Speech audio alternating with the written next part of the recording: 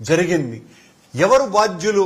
బాధ్యత తీసుకోవాల్సినటువంటి వ్యక్తి చంద్రబాబు నాయుడు గారు, ముఖ్యమంత్రిగా ఉన్నటువంటి వ్యక్తి. ఏ బాధ్యత తీసుకోలా.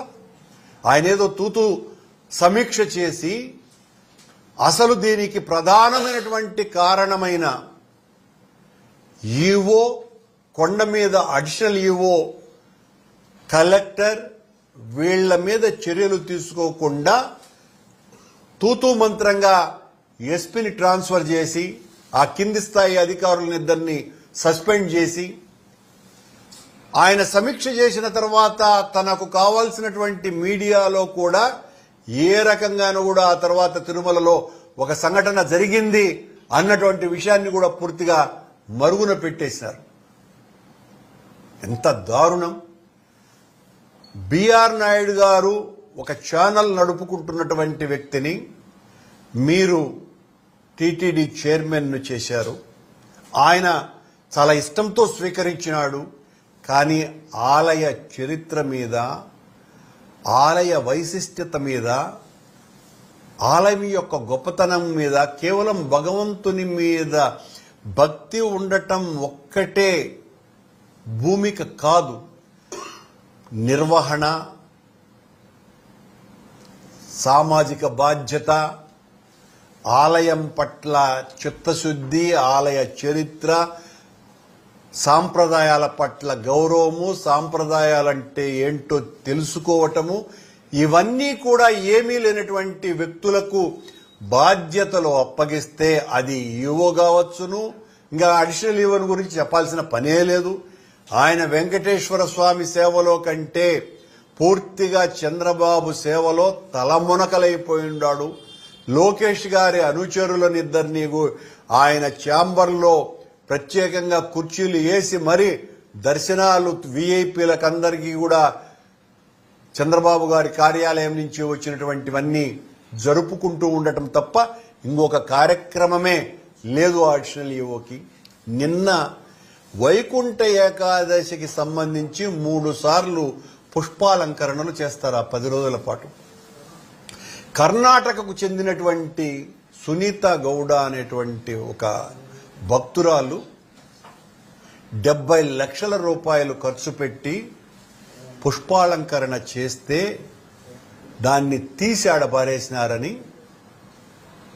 ఆవిడ ఆలయం ముందనే కన్నీళ్లు పెట్టుకొని ఏడ్చింది.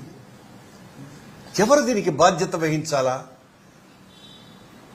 అడిషనల్ ఈవో ఇలాంటివి సంఘటన చాలా చిన్నది, దీన్ని ఎందుకు ప్రచారంలోకి తెస్తారు అని ఒక ప్రకటన కూడా ఇస్తాడు మీడియా ద్వారా. మీరు చేస్తున్నటువంటి నిర్వాకాలు ఎంత దారుణంగా ఉన్నాయి. ఎర్రచందనం ఇప్పటికి 4 సార్లు దొరికింది తిరుమలలో. పవన్ కళ్యాణ్ గారు అటవీ శాఖ మంత్రి బాధ్యత వహించాలా? సనాతన ధర్మాన్ని పరిరక్షించడానికే ఒక వీరతాడు వేసుకున్నటువంటి పవన్ కళ్యాణ్ గారు అటవీ శాఖ మంత్రిగా ఒకవైపున సనాతన ధర్మ పరిరక్షకుడుగా, మరోవైపున అటవీ శాఖ మంత్రిగా తిరుమలలోనే 4 సార్లు ఎర్రచందనం దొంగలు దొరికినాయి. ఎవరు దీని వెనుక మిమ్మల్ని చూసుకొని ధైర్యంతో మీకు సంబంధించినటువంటి కార్యకర్తలో నాయకులో చేస్తున్నారా?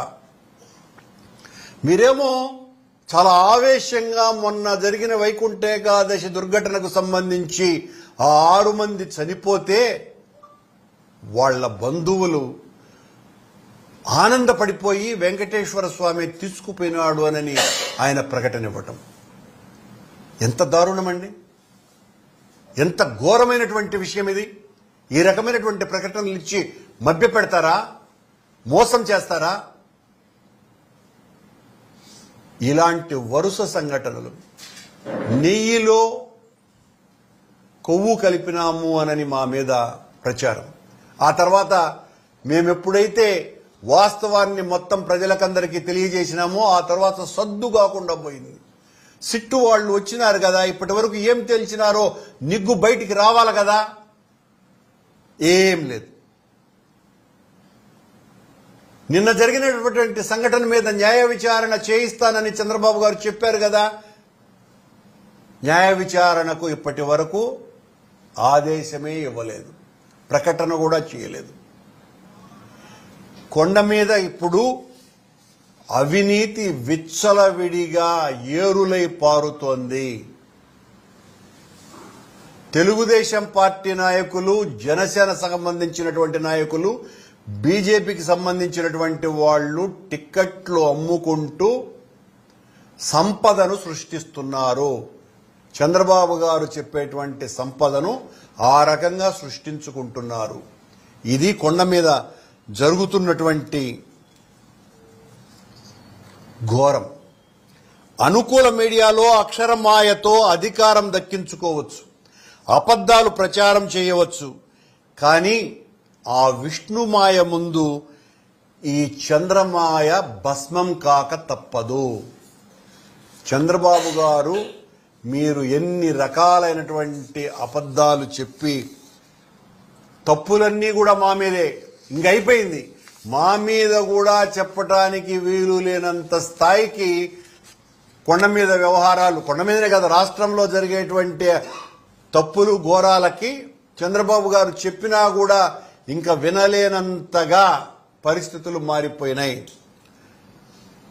తిరుమల ఘటన మీద సాక్షాత్తు, ఎందువల్లంటే వాళ్లకు చాలా భక్తి పరులు, అమిత్ షా గారు కావచ్చును, లేకపోతే మోడీ గారు కావచ్చును, ఆ జరిగినటువంటి ఘోరం మీద ఒక విచారణ చేయిద్దామనని వాళ్ళు అధికారిని ఆదేశిస్తే, పంపించాలని ప్రయత్నం చేస్తే దాన్ని అమిత్ షా గారి దగ్గర సాగిలబడి రద్దు చేస్తారండి. ఎంత దారుణం. అసలు కేంద్రం ఇన్వాల్వ్ అవ్వాలనుకోవటమే రాష్ట్ర ప్రభుత్వం అవమాన భారంతో కుంగిపోవటమే. కానీ ఈ రాష్ట్ర ప్రభుత్వం సరైనటువంటి చర్యలు చేయటం లేదు కనుకనే కేంద్రం ఇన్వాల్వ్ అయింది.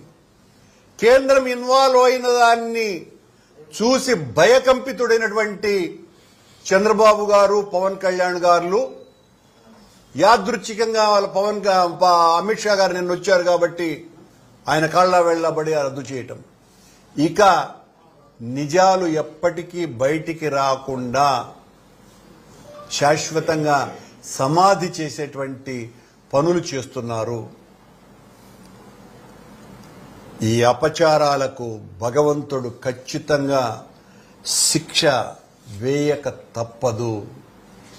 మా మీద, మా పాలన మీద విష ప్రచారాలు చేసి 7 నెలల కాలంలోనే మీ హయాంలో జరుగుతున్నటువంటి ఘోరాలు, నేరాలు అంటే మాడవీధులలో, స్వామివారి మాడవీధులలో చెప్పులు వేసుకొని తిరగకూడదు అని చాలా స్పష్టమైనటువంటి సాంప్రదాయం ఉన్నా కూడా ఉద్యోగస్తులే చెప్పులు వేసుకొని దొరికినారు మొన్న.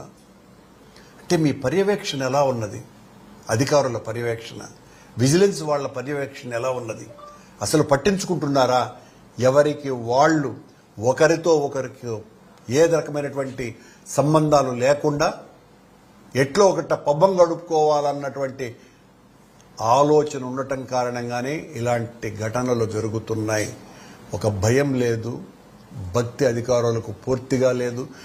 ఉన్న భక్తి అంతా కూడా చంద్రబాబు గారి మీద భక్తిగా మారిపోయి, ఆ మారిపోయిన చంద్రబాబు మీద భక్తి డేంజరుగా మారిపోయి డ్రైనేజీ స్కీమ్ లేకుండా పోతుంది. ఇది పరిస్థితి. దీన్ని మేము పూర్తిగా వైఎస్ఆర్ కాంగ్రెస్ పార్టీ వ్యతిరేకిస్తున్నది. చంద్రబాబు గారికి, చంద్రబాబు ప్రభుత్వానికి, పవన్ కళ్యాణ్ గారికి సిగ్గుచేటైన విషయం కేంద్రం సీరియస్ అవ్వటము అన్న విషయాన్ని స్పష్టం చేస్తూ మీ ప్రసార మాధ్యమాలలో దీని నుంచి ఎంతగా వక్రభాష్యం చేసినా, ఈరోజు దీనికి సంబంధించి ఒక పత్రిక రాసింది. దర్శనానికి రావటం కోసమని ఆ అధికారి ఈ రకమైనటువంటి ప్రకటన ఇచ్చినాడు, ఆదేశము బిఆర్ నాయుడుకు అని.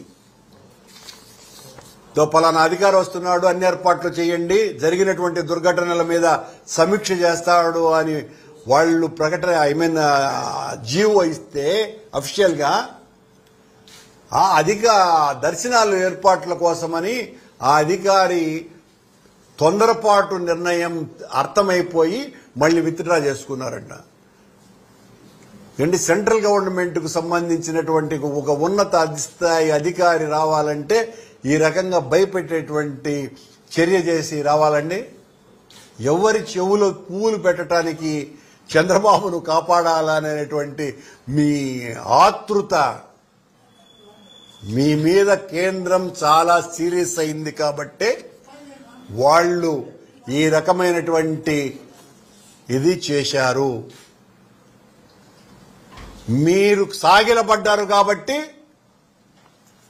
మళ్ళీ ఈ ప్రకటన చేసినారు.